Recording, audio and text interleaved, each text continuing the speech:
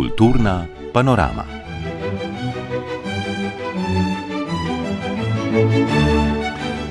Cenjene poslušalke, spoštovani poslušalci, pozdravljeni v oddaji Kulturna panorama. Osrednje kulturno dogajanje tega tedna poteka v Portorožu. 28. festival slovenskega filma se bo končal v nedeljo, poudarke z festivala pa lahko zveste v oddaji in podcastu Gremo v kino. Kulturno panoramo zato začenjamo z literarnimi nagradami na odru in za njim. Napovedali bomo nov literarni festival, si ogledali razstavo Mihe Štruklja na Ravnah in se sprehodili po razstavah o Miki v Mustru, soboških grofih Sapari in preteklosti slovenskih železnic. A kot rečeno, začenjamo s knjižnimi nagradami.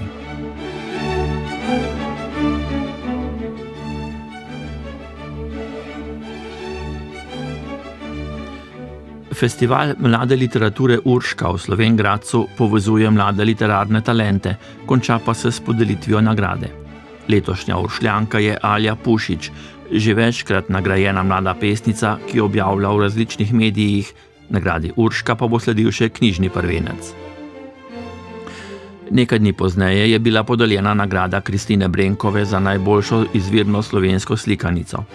Prejeli sta jo pesnica Andreja Borin in ilustratorka Anja Zavadlav za zbirko pesmi za otroke Pesmice za najmanjši žep. Izdala jo je založba Mladinska knjiga. Med drugim jo odlikuje močna prepletenost ilustracij in pesmi oziroma likovno in vsebinsko zaokrožen biser za najmlajše, kot piše v utemeljitvi. S pesnico Andrejo Borin se je pogovarjala Sara Medved. 22. oktobra na rojstni dan Kristine Brenkove je zbornica knjižnih založnikov in knjigotržcev razglasila vašo slikanico Pesmice za najmanjši žep za zmagovalno izvirno slovensko slikanico. Kakšni so bili vaši občutki ob prejemu nagrade? Jaz sem bila zganjena ob tem, ko sem poslušala utemeljitev, da se jih je tako dotaknila ta poezija. Že to, da sem bila nominirana, se mi je zdelo neverjetno in nisem sploh pričakovala, da bi ta lahko bila zmagovalna. Tako da sem bila in presenečena in tudi ganjena, moram priznati.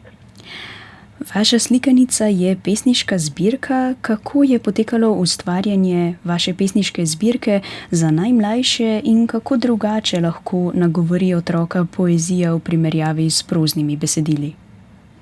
Za to konkretno knjigico je bil ta proces kar dolg, ker so te pesmice nastajali nekako tako čisto naključno, vzporedno v nekih drugih stvarih in sem jih tako počasi kupčkala in dajala na stran in so recimo nekatere že tam 10 let stare, nekatere so nove. Tako da sem jaz tudi rabila kar dolgo, ko se mi je malo tudi nek dvom porajal, ali bodo take kratke oblike za otroke sprejemljive, ali bodo otroke nagovorile. Ampak zdaj, ko vidim te feedbacke, tudi ko mi kakšni starši ali pa kdo pove, da dosegajo. No. Pesniška oblika mislim, da nagovarja na en drug način, doseže mogoče en drug prostor znotraj nas, ki zazveni, se malo zasveti oziroma pomežikne in da pušča dovolj odprtega prostora, da otrok ob tem doživi en občutek, da se odpre notranji prostor ali nekaj povezanosti ali neke bližine ali nekega pesniškega utrinka in da je to tudi lepa povezava z odraslim, recimo, ki to bere. Jaz nekako čutim, da te moje pesmi nagovarjajo tudi odrasle, vsaj tak mi tudi dostikrat povejo in da to mogoče tudi nagovarjajo tega našega notranjega otroka, ki ga pa vsi nosimo v sebi. Andreja Borin, pesmi iz vaše slikanice spremljajo ilustracije Ane Zavadlav. Kako je potekalo vajino sodelovanje in kako pomembno mesto imajo prav ilustracije ob prebiranju pesniške zbirke, kako se ilustracije in pesmi med sebojno dopolnjujejo in skupaj zaživijo? Ja, to mi je največja odlika pri tej knjigi, ena čudovita izkušnja sodelovanja z Mladinsko knjigo in celotno ekipo, ki je to knjigo ustvarjala. Ana je neverjetno ujela ta duh, to esenco teh pesmic in recimo v zadnji fazi smo 2 pesmi zamenjali, torej vsebinsko smo jih zamenjali, nadomestili z drugimi, ampak se to v knjigi danes sploh ne opazi. Na kak način je znala to bistvo ujeti, je tako koherentno in tako drži skupaj celotno to knjigo in mislim, da je čisto enakovredno besedilo. zelo dobro dopolnjuje drobnost teh pesmi in da pušča tudi veliko te praznine. To sem si jaz zelo želela, da bi, kljub temu, da so pesmice zelo kratke, dvotrož, 4, 5, 6 vrstične, sem nekako čutila, da rabijo ta prostor, da odzveni, ko jo prebereš, da jih ne sme biti preveč na eni strani, recimo. Zato so tudi kakšna majhna pesmica, pa ima 2 strani polni. Moram reči, da in urednica Irena Matko-Lukan in Tanja Komadina, likovna urednica in tudi oblikovalka Sanja Janša, vse so nekako enako idejo podprle in se mi zdi, da zato knjiga tudi zelo dobro deluje kot celota.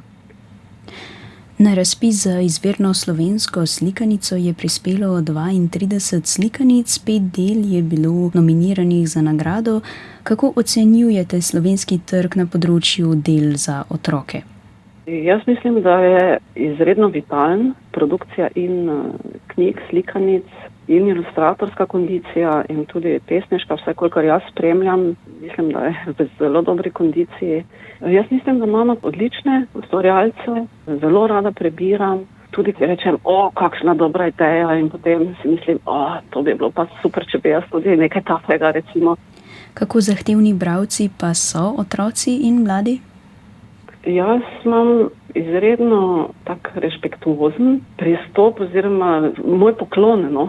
Seveda so mala bitja, ampak mala bitja z vsem zavedanjem, ciljno občutljivostjo, z izredno odprtimi očmi in srci in to nagovoriti se mi zdi izredno privilegirano, no, če uspeš se tega dotakniti ali pa vsaj da malo zavibrira. Tako da jaz mislim, da so zahtevni bralci.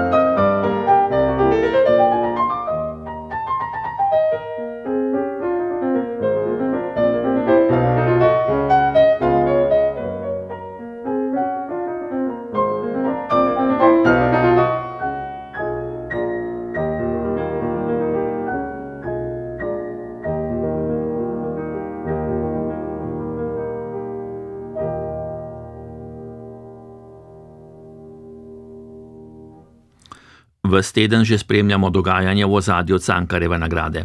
Začelo se je z izstopom občine Vrhnika kot glavne donatorice in podpornice.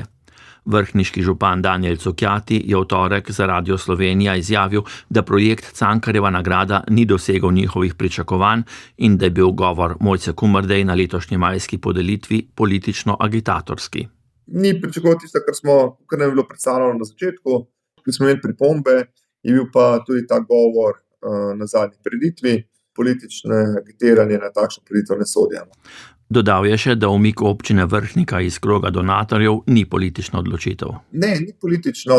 Nas pa žalosti, da so pa to za politične namene zlorabili to prireditev. Kolikor želijo imeti to podelitev na Vrhniki, so dobrodošli, ker mi smo tudi predlagali, da bi bilo naslednje leto Cankarjevo leto. vendar smo bili, zavrnjeni. Sledila je protestna izjava ustanoviteljev Cankarjeve nagrade in nato še Društva slovenskih pisateljev in Ministrstva za kulturo.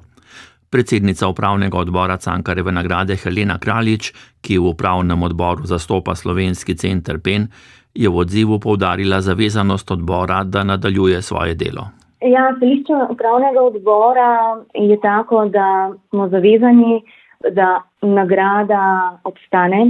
Pravi 6 let je nagrada, menim, da rasla, se razvijala in nikakor si ne bi želeli, da bi, sploh ker smo lani začeli na novo, upravni odbor se je na novo nekako formiral, da bi pod našo taktirko se nagradi karkoli zgodilo. Tako da ja, to je nam največji cilj, da nagrada obstane in upam, da v čim bolj taki obliki, kakršna je bila, vsaj v taki obliki, kakršna je bila doslej.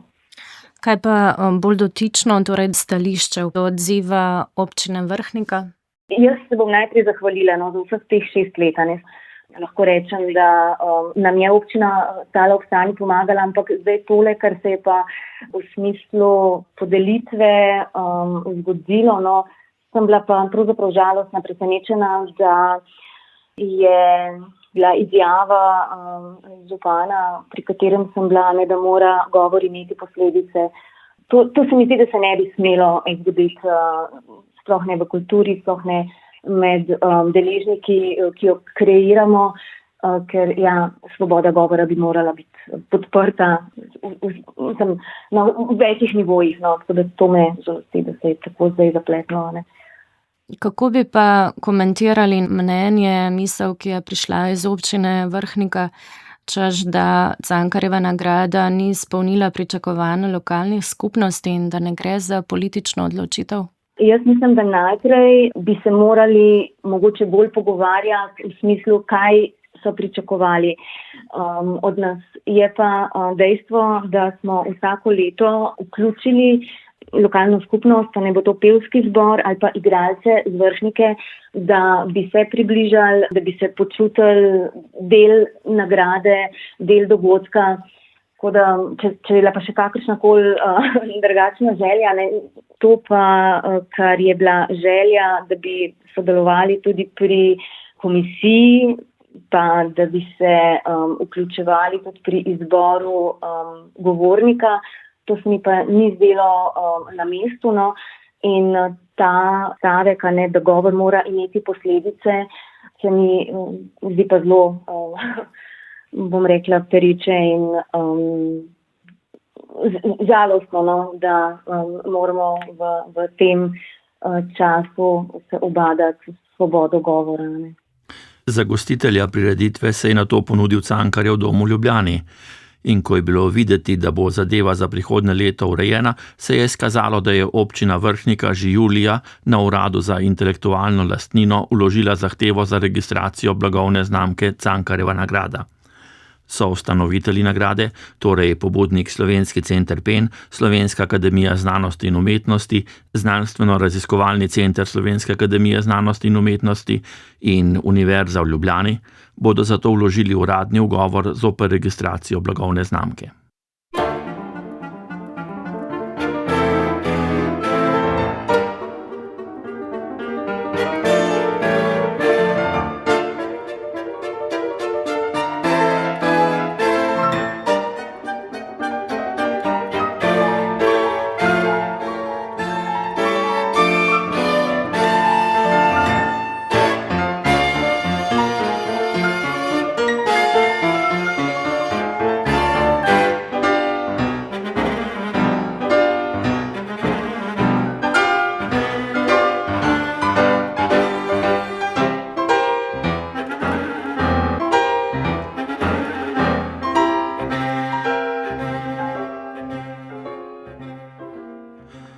Ljubitelji kriminalnega žanra se bodo razveselili novega festivala, prihaja namreč Krimifest. Dogodek organizirata Zavod za dobro branje in Vodnikova domačija skupaj s številnimi partnerji. Na številnih prizoriščih v Ljubljani bo festival 29. oktobra ter med 6. in 9. novembrom ponudil predavanja, okrogle mize, pogovore z avtorji in teoretiki, pa tudi krimi kviz in zaključno zabavo. Podeljeni bosta nagrada za najboljši slovenski kriminalni roman in najboljšo kratko kriminalno zgodbo. Pred začetkom festivala se je Tina Kozin pogovarjala s programsko vodjo in pobudnico festivala, doktorico Mašo Jelušič. Maša Jelušič, na spletni strani festivala lahko preberemo, da je Krimifest literarni festival, ki združuje moč kriminalk s strokovnim in zabavnim dogajanjem. Gre za prvi tovrstni dogodek pri nas, pa me zanima, kdo so pobudniki zanj, morda kako je potekalo samo snovanje celotnega dogodka potem in ali ste se pri zasnovi ozirali tudi po sorodnih dogodkih v tujini. Da, gre za prvi takšen dogodek takšnega formata pri nas. Pri tem ne smemo vseeno pozabiti na legendarni Alibi od Renata Bratkoviča, ki pa je kriminalko obravnaval mogoče nekoliko drugače kot naš festival. Pravzaprav teh festivalov je po svetu vse več in vznikajo iz potrebe po vse večjem prebiranju kriminalk. Zamisli pa so povsod nekoliko drugačne. Pri nas je to nekako potekalo tako, jaz sem o festivalu, priznam, razmišljala že dalj časa, predvsem kaj, kje, kako, s kom.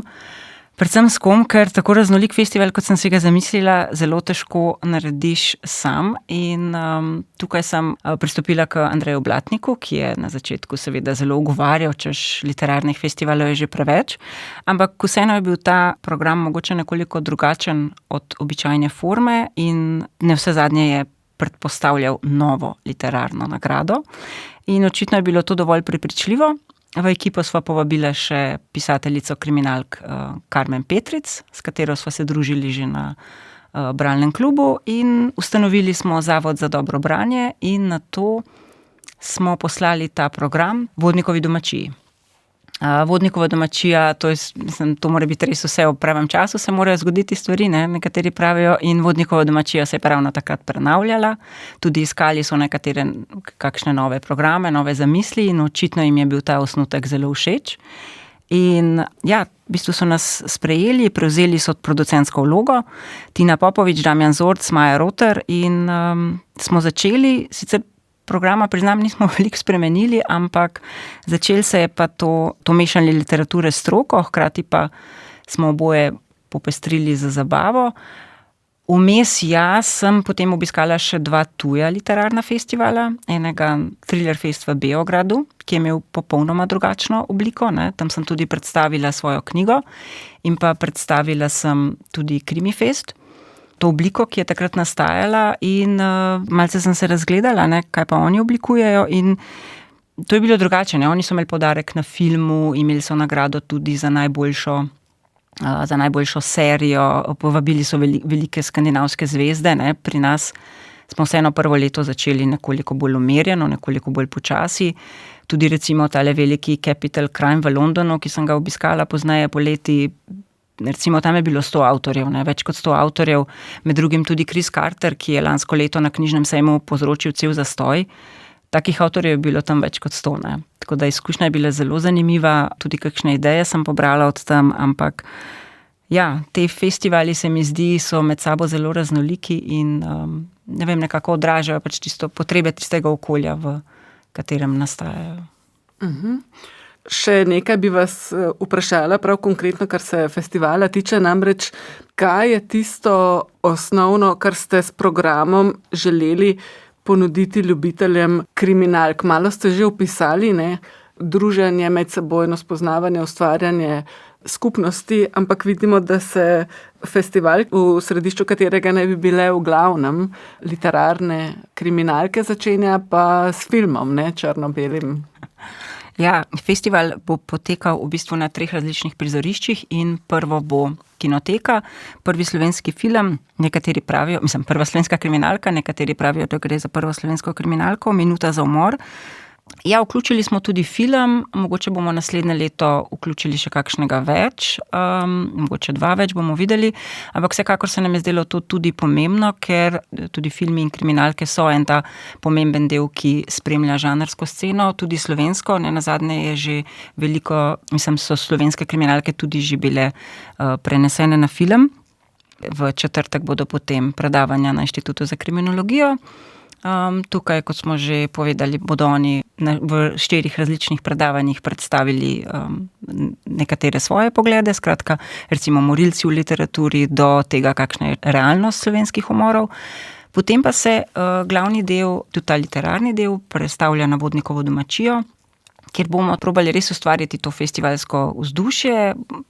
Vodnikova domačija ima zdaj 2 prizorišči, kjer bomo lahko imeli recimo tudi prostor za družabne igre, tudi prostor za klepetanje, skratka, ne vem, po pogovoru z kriminalistom boste lahko tudi se umaknili v sosednji prostor in morda bo kakšen pisatelj ali kakšen bralec mu zastavil še posebno vprašanje. Tudi pisatelji bodo po festivalu podpisovali svoje knjige. Skratka, skušali bomo vzpostaviti to živo festivalno dogajanje, tudi festivalna knjigarna bo nenazadnje, bo tam tudi knjigobežnica kriminalk, vsak bo lahko prinesel svojo staro kriminalko, jo zamenjal z novo. Na voljo bodo tudi nekatera taka čisto, mogoče ne vem, pop zadeve, slikanja za Instagram, kakšni taki pripomočki, tudi lokal bo, pijača, skratka, poskušali bomo to tudi popestriti za zabavo.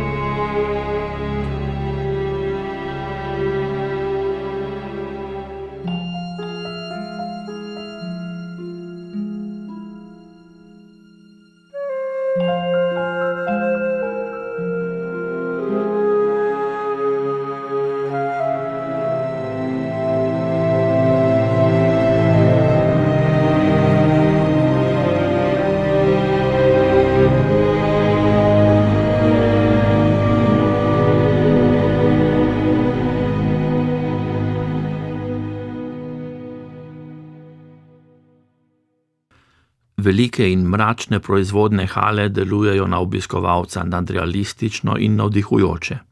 Ostri kontrasti svetlobe in teme poudarjajo fotogeničnost industrijskih interjerjev, ki spominjajo na prezrte periferne vedute. Je zapisal kustos Jernej Kožar ob risbah in slikah Miha Štruklja, akademskega slikarja, ki je za svoj motiv izbral proizvodnjo sij metala na Ravnah na Koroškem. V njej se nahajata jeklarna in kovačnica težkih odkovkov. Likovna dela, katerih temelj je vedno fotografija, ogrodje pa mreža, si lahko ogledamo na razstavi Ohlajanje v galeriji Ravne. Tam je bil Žiga Bratoš. Še pred ogledom Štrukljeve razstave Ohlajanje v galeriji Ravne bi se za vzdušje obiskovalec lahko odpravil nedaleč stran v novo odprti muzej Stara železarna na Ravnah na Koroškem. V teh krajih ima jeklarstvo več kot 400 let zgodovine, ki se na neki način zgosti v temačni hali, polni velikanskih hidravličnih strojev in trpkega vonja po prekajenem. V njej zdaj vse miruje, lahko pa virtualno izdelamo na primer letalski vijak ali tračnico za železniško progo in tako spoznavamo proizvodni postopek. V pravem pogonu pa je sosednja proizvodnja, v katero je vstopil tudi akademski slikar Miha Štrukelj. Jaz sem nekako že imel idejo, da bi uporabil kot motiv oziroma temo za svoje dela to lokalno specifiko jeklarno. Vodil nas je eden od zaposlenih, eden od strokovnjakov in mi je razložil cel postopek, vso proizvodnjo in me peljal po vseh halah, kar je bilo izjemna izkušnja. To me je tako navdušili, da mi je samo potrdil, da bom definitivno delal nekaj na to temo, in tako so potem počasi nastajala ta dela, predstavljena v galeriji na Ravnah na Koroškem. Miha Štrukelj se v svojih delih ne osredotoča na dokumentiranje videnega, na arhiviranje spomina, temveč ga zanima predvsem risarski in slikarski proces, kompozicija, struktura slikovnega prostora in izginevanje podobe v njem.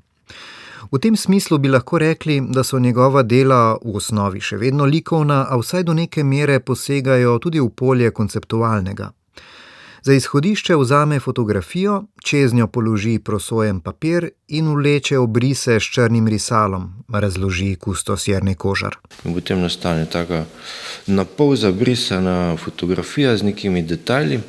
To je en postopek, drug postopek je pa, da te risbe dela z flomastrom na ta risalni papir in potem te črte, ki jih potegne s flomastrom, se postopoma izginevajo, oziroma ta podoba od zadnje, enako je osnova vedno fotografija, ta podoba, ta fotografija počasi izgineva in potem je zdaj razstavil vse te 4 faze tega procesa. No, gre pa še za tretji moment, to povem, kar se slike tiče, je pa ta njegov način dela, ki je zelo znan, se pravi, ki je že zdaj nekaj desetletij, morda celo ustvarja na ta način, sicer s to slikarsko mrežo, on prenaša to, se pravi, podobo iz fotografije na ta večji format. Je pa zanimivo, da v bistvu tukaj na tej veliki sliki, dobro, se ta geometrična mreža pozna, ampak znotraj tega se barva poliva in se čuti pravzaprav neka slikarskost, kako te iskre letijo, svetloba in tako dalje. Zelo ujel to dinamiko. Motivi so izjemno zanimivi, sploh za nas, za zunanje obiskovalce, za turiste so ravno zaradi teh kontrastov, zaradi teh močnih kontrastov svetlobe, teme, sence, tudi umazanije, prahu, vsega tega. Dejansko je bil tudi Miha Štrukelj presrečen, da lahko to vidim. Ta proizvodnja, ki se še vedno ohranja tu v Ravnah, ni tako zelo pogosta, tudi druge, v drugih krajih ali pa državah. Seveda je še vedno ta način proizvodnje, vendar ni tako zelo močno prisoten, sploh pa ne v delih umetnikov. In to mu zdaj nudi nek nov izziv. Način dela Mihe Štruklja je natančen in dolgotrajen, z današnjega vidika celo nekoliko anahronističen. Fotografske podobe spreminja iz topografskih zapisov v visoko estetizirane umetniške izdelke. Zanimajo ga propadle in dotrajane notranjosti ter urbane vedute, ki delujejo, kot da prihajajo iz drugega časa, analognega in črnobelega. V teh delih industrijska revolucija še vedno živi, še zapiše kustos Jernej Kožar ob razstavi Ohlajanje. V galeriji Ravne na Ravnah na Koroškem si jo lahko ogledate do konca januarja.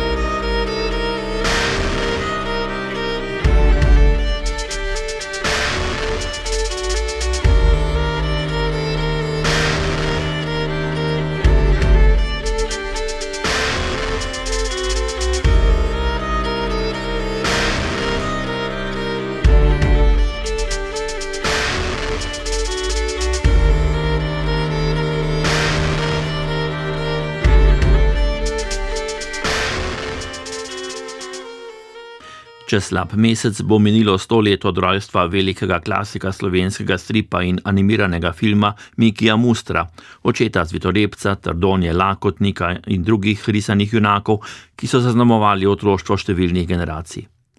Razstava o umetnikovi življenjski in ustvarjalni poti, ki so jo v sredo odprli v Mestnem muzeju Ljubljana, Z izvirnimi deli in dokumentarnimi portreti oživlja čas, ko je Slovenija zaživela z Mustrovimi stripi, reklamami in risankami.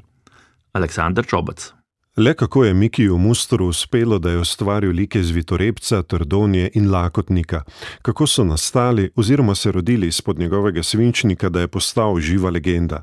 Poznavalec stripa Aleksander Buh. Ja, zdaj po zgodbi, ki naj bi najbolj držala, naj bi imel časopis naročen neko zgodbo od Disneyja, ker Disney je bil že takrat prisoten v Sloveniji, ne?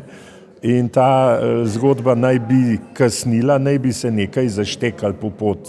Ne vem točno, ker so bile različne variante, tudi Miki ni vedel točno, ali je bila to carina ali kaj je kako. V glavnem, ker je ta material kasnil, so ga vprašali, če bi on nekaj naredil, ne? In on se je tega lotil in naredil. Zdaj pa tako, ne? Izhajal je iz slovenskih basni, ne? Torej nekaj avtentično slovenskega. In tukaj je najdel v bistvu dva junaka, torej Lisjaka in Želvo.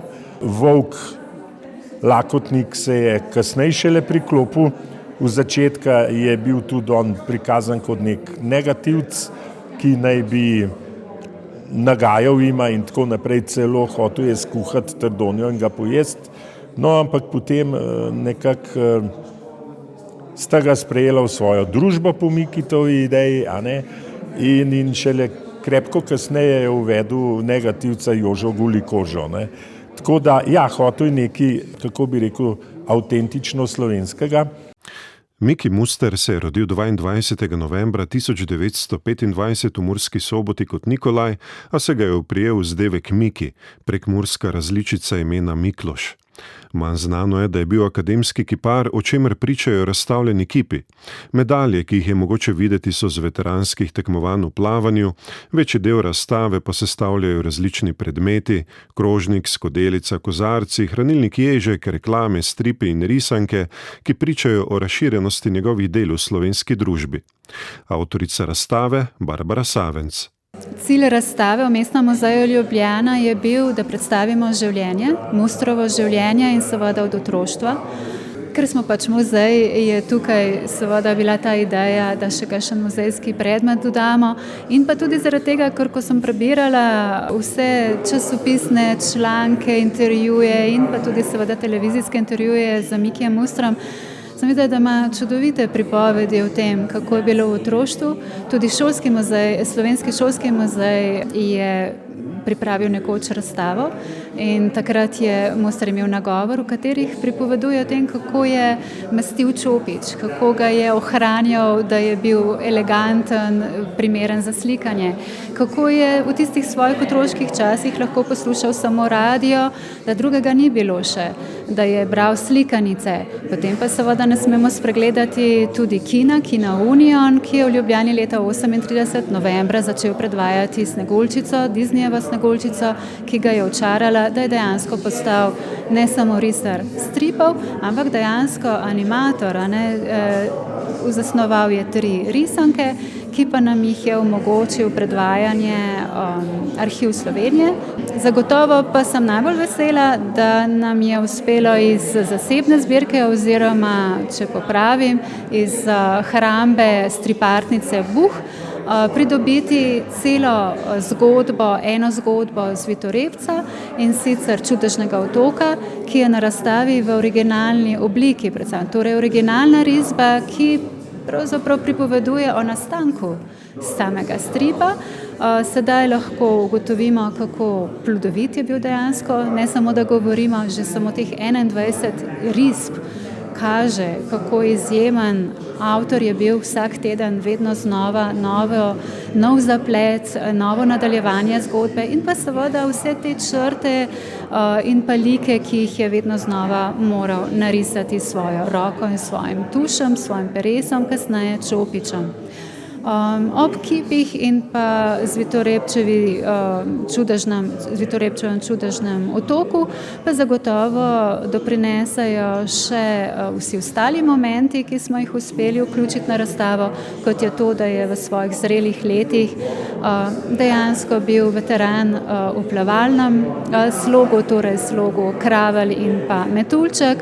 da je zasnoval seveda še tudi v Nemčiji celo vrsto risank, pripravil predloge in pa same risbe za številne nemške avtorje in pa nekaj neuresničenih, kot je recimo projekt Martina Krpana. Zagotovo smo pa tudi veseli, da je Slovenska kinoteka izposodila eno od redkih ohranjenih folij, njegove originalne risbe, ki priča o tem, da je zasnoval eno od serij številnih svojih oglasnih, reklamnih filmov, to je za reklamo Tomos.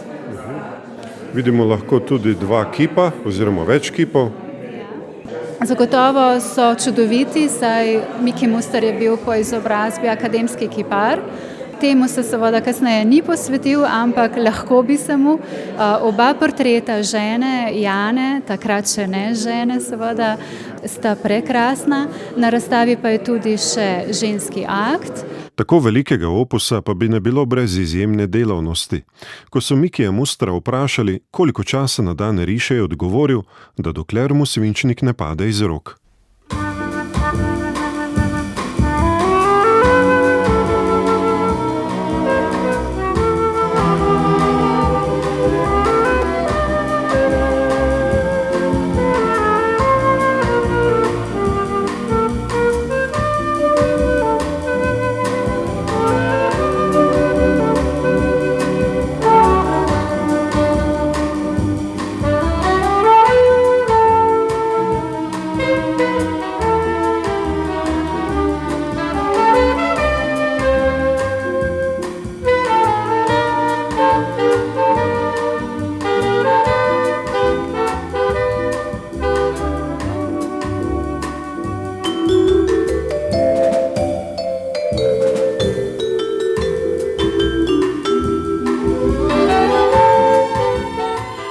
V Pomurskem muzeju Murska Sobota, ki letos praznuje 70-letnico, so sredi tedna odprli razstavo z naslovom Razkošje grofov Sapari, na kateri so prvič na ogled kosi izvirne grajske opreme in okrasja, ki so bili pred več kot 90 leti razprodani na dražbi.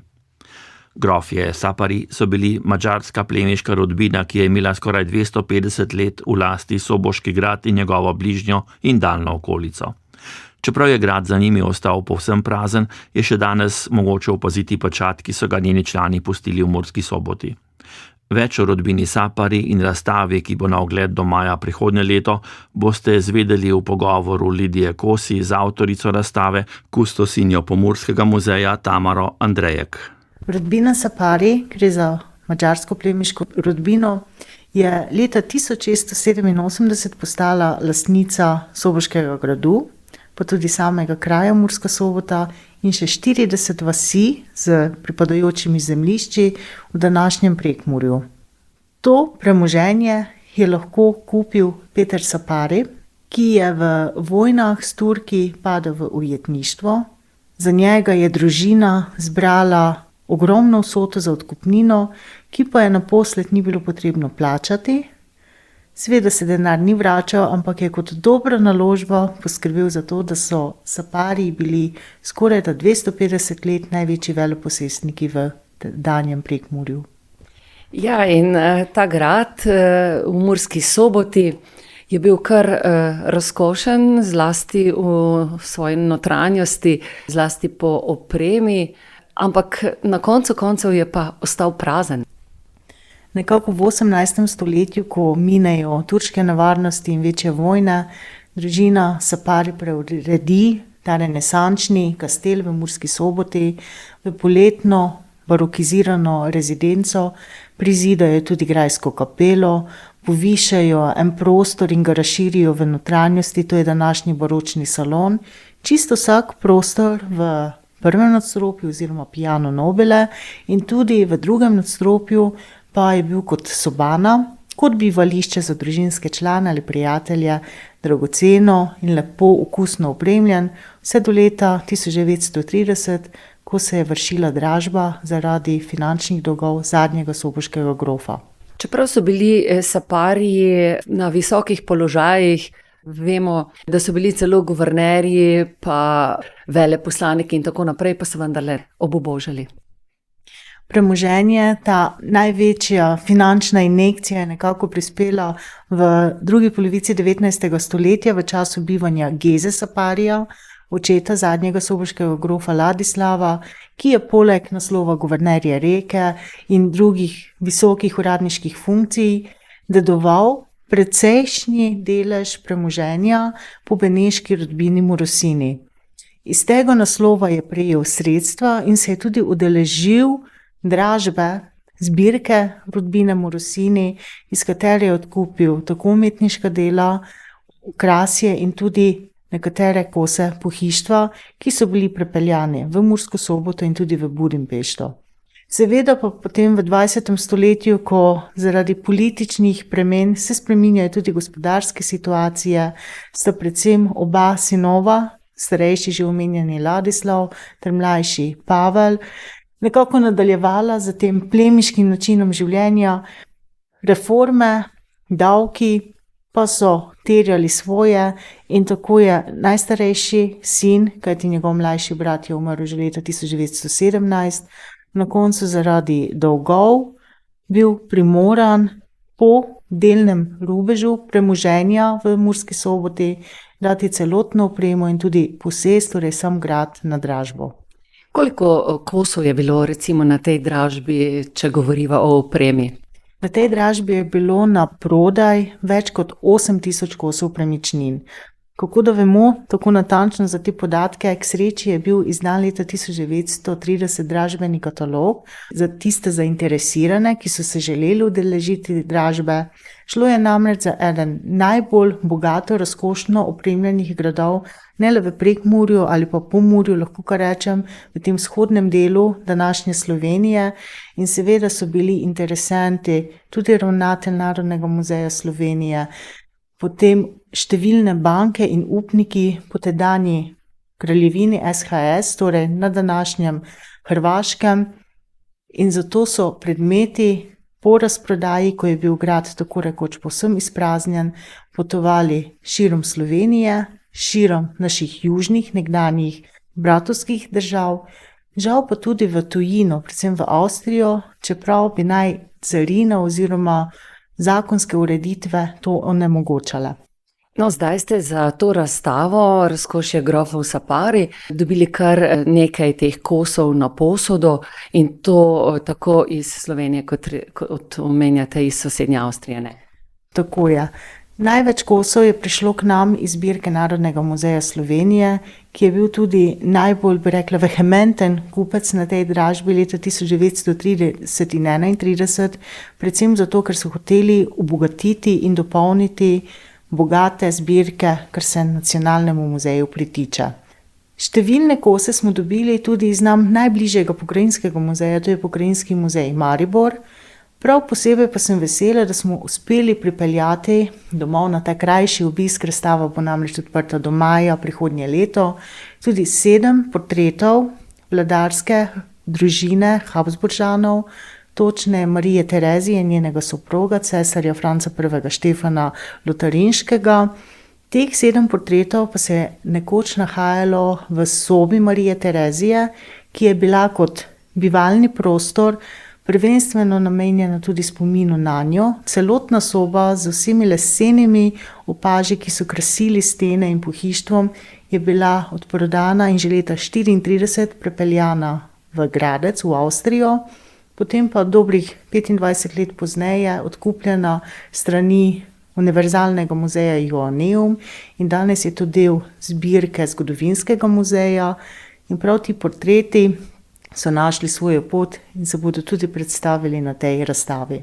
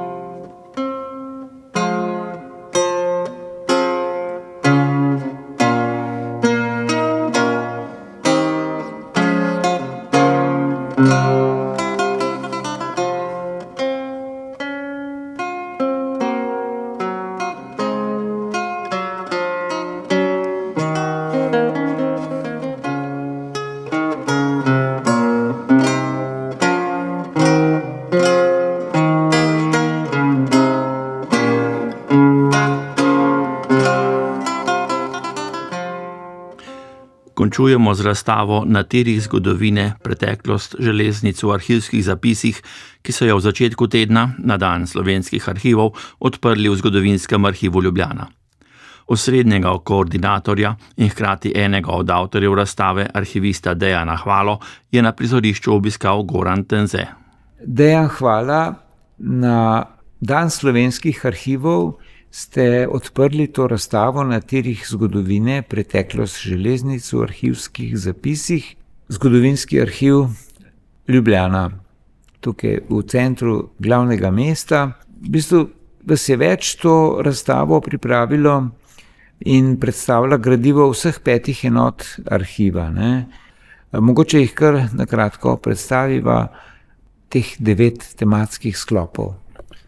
Ja, seveda 9 tematskih sklopov, oziroma jaz jim pravim kar postaje, glede na to, da je tema železniška.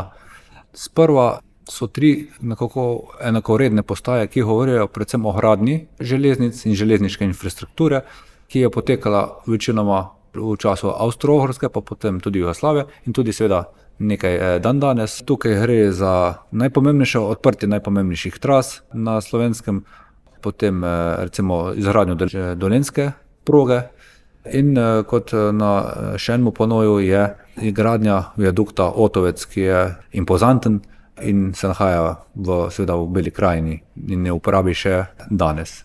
Mogoče bi, preden nadaljujete, bilo pomembno izpostaviti, torej, da je ta razstava, kot vse tu od Zgodovinskega arhiva Ljubljana, vezana na 5 enot, to so ta osrednja mesta nekdanje Vojvodine Kranjske, ne? Ja, drži, seveda to moramo zmeraj poudarjamo na svojih razstavah, a ne, da mi črpamo iz našega gradiva, se pravi Zgodovinskega arhiva Ljubljana, in ki je sestavljen iz 5 enot. Ta osrednja enota Ljubljana, Škofja Loka, Idrija, Gorenjska je v Kranju in seveda Novo mesto in za Dolenjsko in Belo krajino, ne. In tako da mi se primarno oziramo to področje, čeprav seveda uporabljamo pol tudi druge vire pri svojih razstavah ali pri svoji publicistični dejavnosti. V osnovi se nanašamo na svoje dokumente. No, nadaljujem s predstavitvijo teh 9 tematskih sklopov. Se pravi, 5. postaja, nekako na tem predstavljamo vse te projekte o gradnji železnic, ki niso nikoli v bistvu bili uresničeni ali pa so bili že začeti in zaradi različnih vzrokov v svojem procesu zaustavljeni in ne dokončani. Naslednja postaja je, predstavljamo nekatere trase, ki so pa bile zgrajene in so več desetletij lahko tudi delovale, vendar kasneje bile tudi ukinjene, večinoma iz razloga nerentabilnosti.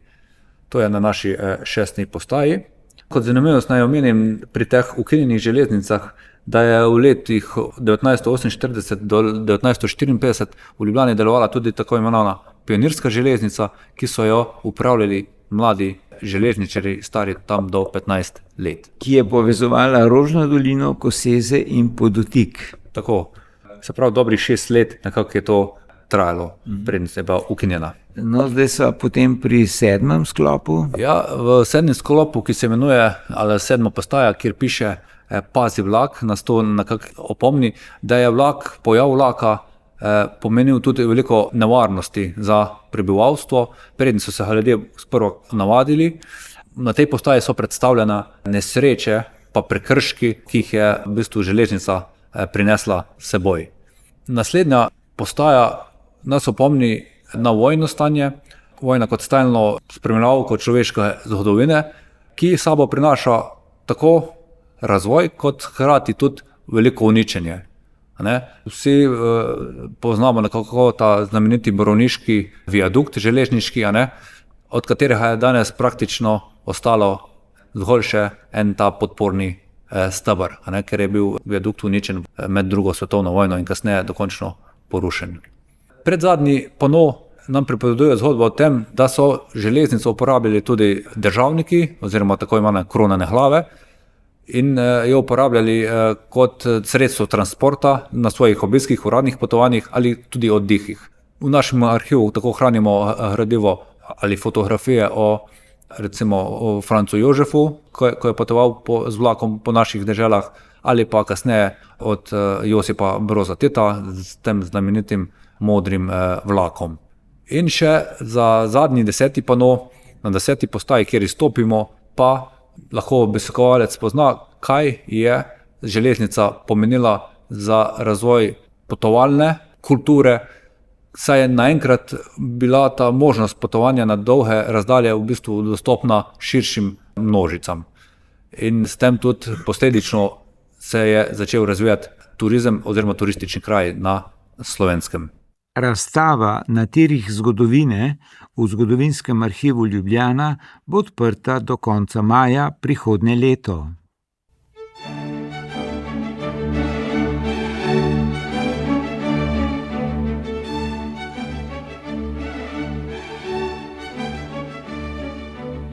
Poslušali ste oddajo Kulturna panorama. Prispevke so pripravili Sara Medved, Tina Kozin, Žiga Bratoš, Aleksandar Čobec, Lidija Kosi in Goran Tenze. Glasbo je izbrala Tina Ogrin, oddajo je posnel Liam Samsa, uredil sem jo Vlado Motnikar.